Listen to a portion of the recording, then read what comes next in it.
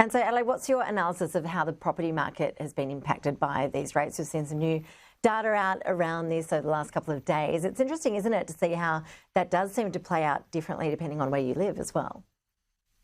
Yes, absolutely. So we have seen some moderation in housing prices over the last month, but housing prices are still going really strong, annualizing at almost 10% per year.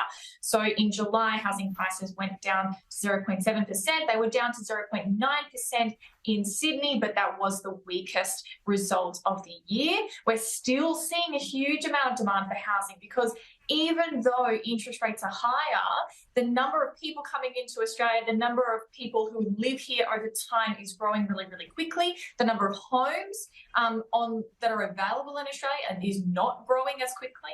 And although building approvals are off their low, which is a really, really encouraging sign, we're still seeing that demand is not being kept up with by supply on housing.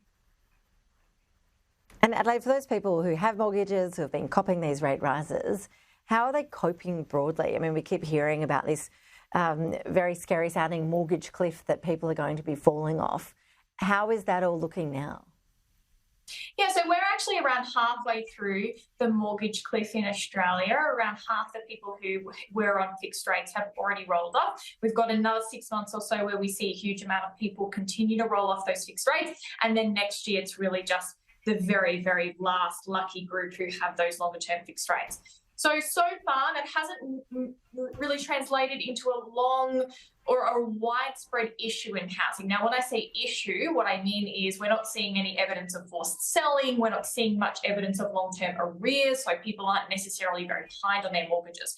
We know that 60% of people with fixed rates actually had a year or more in mortgage payments sitting in either cash or shares. So what that means is for most people coming off their fixed rates, they've got the savings behind them to actually keep going with those payments, even if their wages and their salaries are not necessarily keeping up with the cost of living and those interest payments. It's going to cause pain to some people, of course, but it's not going to be a widespread problem. And when I say pain, I'm talking about getting behind on arrears, not being able to pay for the essentials. There's going to be a lot of people who feel that mild to moderate pain of not being able to have the same lifestyle that we could have before. And that's something that we're seeing really widespread through the economy.